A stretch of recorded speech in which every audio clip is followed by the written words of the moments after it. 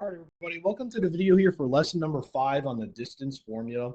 So the opening exercise has us graphing a triangle and asks us to determine the length of a couple segments and explain why two segments are perpendicular and use the Pythagorean theorem to find a third distance. So here's an opportunity for you to pause the video and try this on your own. So go ahead, pause the video. All right, so welcome back. Hopefully you tried the opening exercise. So I've already graphed points D, E, and F. And it says determine the length of DE. So from D to E, that segment is 8. From E to F, that segment is 6. I can get both of those just by counting the number of boxes. Then it says explain why the two segments are perpendicular. Well, they're perpendicular because their slopes are negative reciprocals.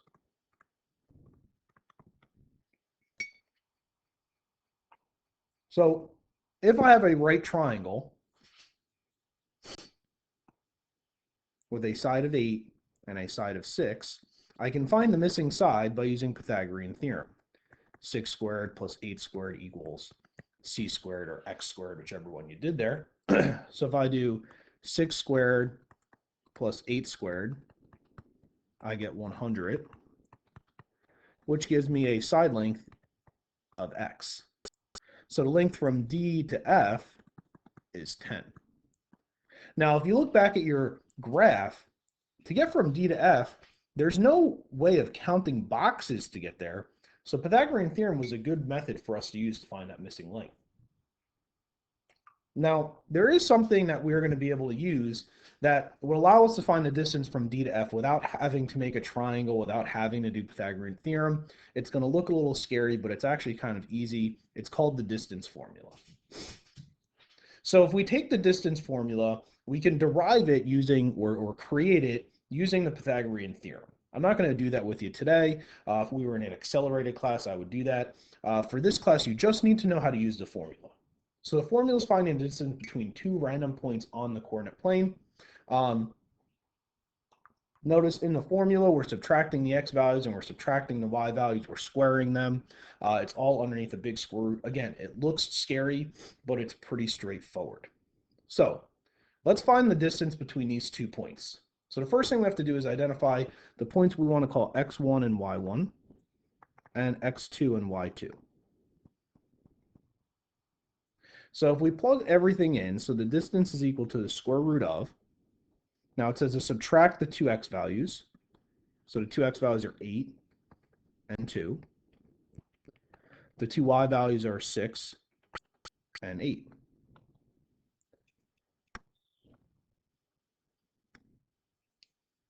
Made my square root too big. Okay, so now we just have to essentially figure out what number is underneath the square root number. So if I do 8 minus 2 squared, type that right in the calculator, I'm going to get 36. If I do 6 minus 8 squared, I'm going to get positive 4. If you don't believe me, type it in your calculator. Notice I'm typing them in separately so I can see what each one is. If I then add those two numbers together, I have a square root of 40. Now this question, notice, says simplest radical form. So I have to figure out what number on my list of perfect squares goes into 40. That answer is 4. So it's going to go in 10 times. The square root of 4 becomes 2.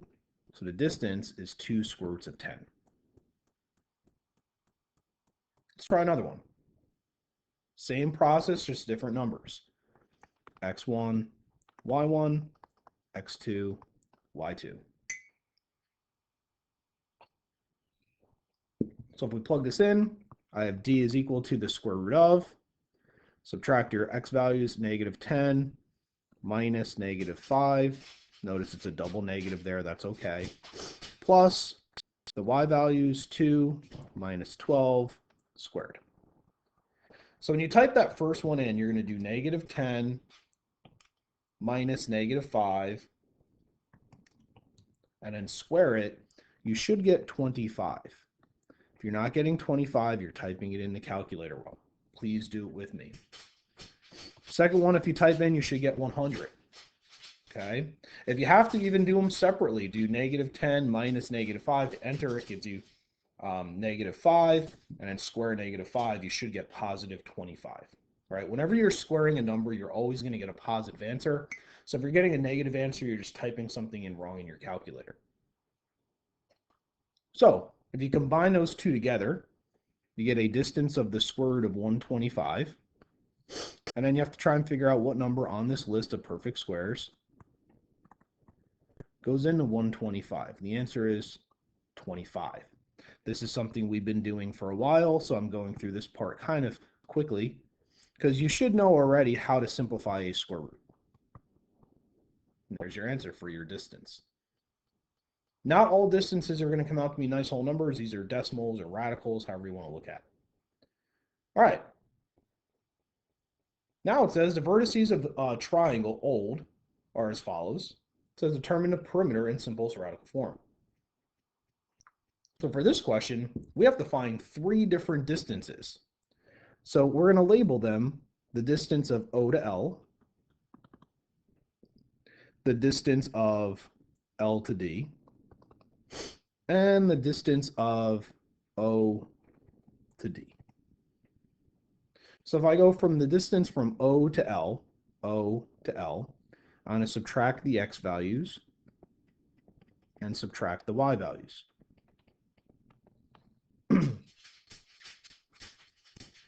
So the distance from O to L is going to be the square root of 4 plus 16, which is the square root of 20. The square root of 20 we can break down. 4 times 5. So this is going to be 2 square roots of 5. That's one distance of this triangle. The distance from L to D, if I subtract the x values, we have 4 minus -2. And we have 1 minus 4. Again, if you subtract those, we're going to wind up getting 36 and 9, which is going to give me the square root of 45. Well, the square root of 45 also can be broken down, 9 and 5, which gives us 3 square roots of 5. Now we have our second sign. So from O to D, so we have a square root. From O to D, we would subtract the x values and subtract the y values. That's going to give us a square root of 16 plus 1. So the distance from O to D is a square root of 7. So looking at these 3 distances, only 2 of them can be added together. So if I find the total perimeter, I have 5 square roots of 5 plus 1 square root of 17.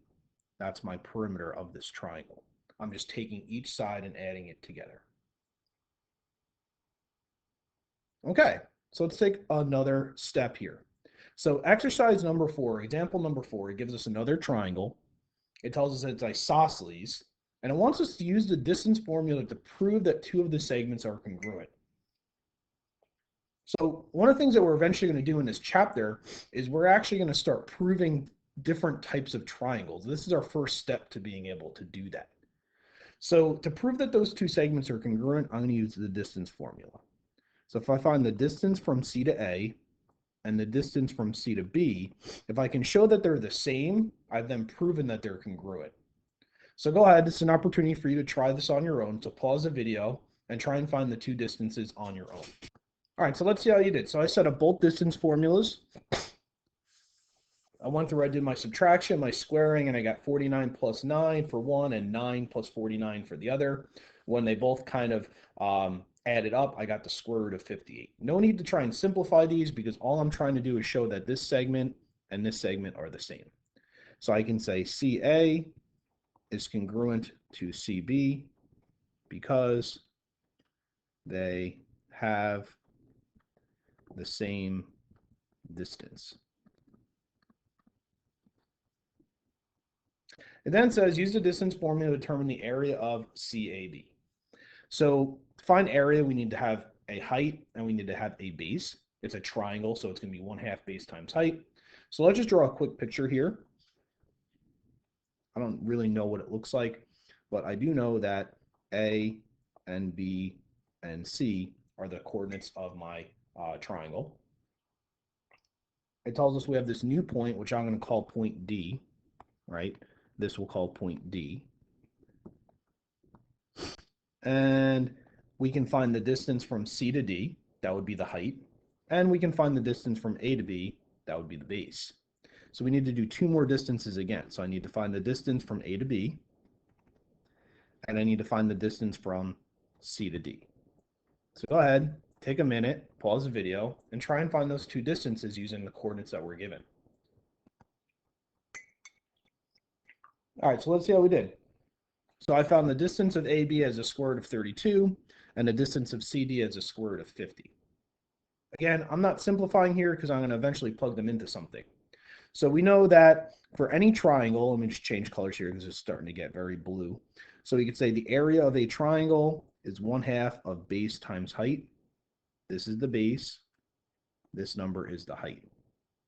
So I could say the area is equal to 1/2 of the square root of 32 times the square root of 50. Now it says nearest tenth, so we just have to type this into the calculator. So if I do 1/2 times the square root of 32 times the square root of 50, I'm going to get 20. There's my area. If you got that, you're in really great shape for this lesson. If you just understand how to find the distance and what I just did here in green was a little bit confusing to you, don't stress over it. We're going to spend more time in further lessons doing more stuff like that. All right. But for right now, if you understand how to take 2 points, find their distance, and see that 2 lines that are the same length are the same distance, meaning they're congruent to each other, you have the gist of the lesson. So at this point, pause the video and try the homework questions. All right, welcome back. Hopefully you tried these on your own. Let's see how we did. So if I make this x1, y1, x2, y2, the distance of this line segment is going to be 7 minus 3 squared plus 3 minus 6 squared. So we're going to wind up getting a distance which is going to be 16 plus 9. So the distance of the square root of 25. So the distance of the shape should just be 5. Number 2, the distance between these 2 points. These are bigger numbers, but it's the same rule, right? y1, x1, x2, y2.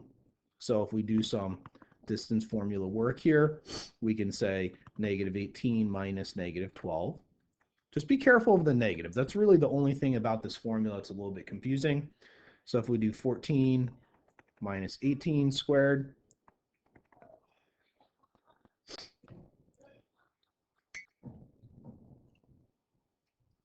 so if I do -18 minus -12, I get -6 squared, which becomes 36. And 14 minus 18 squared is going to be 16. All right, so if I do 36 plus 16, I get 52. So we have the square root of 52. It says simplest radical form, so I want to try and figure out what number on my list of perfect squares 52 will have a factor of. It's not 25, 16, or 9. It's 4. So 52 becomes 4 times 13. So this distance becomes 2 square roots of 13. Number 3 says the endpoint of one side of a regular hexagon. As soon as I see the word regular next to a polygon, that tells me that all of the sides and all of the angles are the same. So if I find the length of one side, I could just multiply it by 6 since there's 6 sides in hexagon, and that would help me find the perimeter. So let's find one side here of this hexagon. So the distance between those 2 points is going to be 1 minus -2 squared plus 3 minus 4 squared. So that is going to give me 1 minus -2 is going to be 3. 3 squared is 9. And that's going to become 1. So the distance of one side is the square root of 10. So we can say one side equals the square root of 10. So the perimeter is going to be 6 square roots of 10.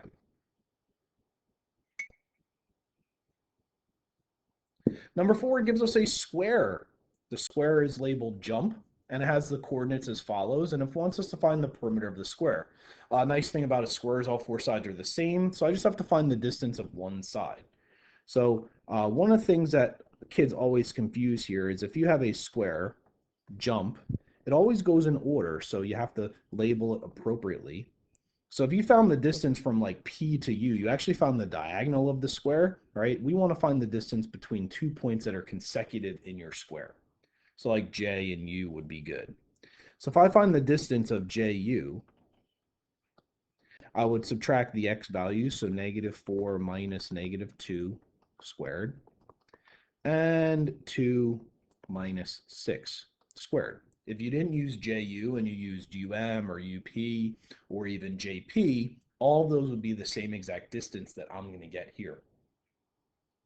So if you do your subtraction and squaring, right, when you do -4 minus -2, you're going to get -2, which when you square, it gives you a +4. And this 2 minus 6 squared should give you 16. Again, every time you square a number, whether it's positive or negative, it always comes out to be positive. So the distance of JU is equal to the square root of 20. This again says simplest radical form, so I want to simplify that. That breaks down to 4 times 5. So the distance of JU is equal to 2 square roots of 5.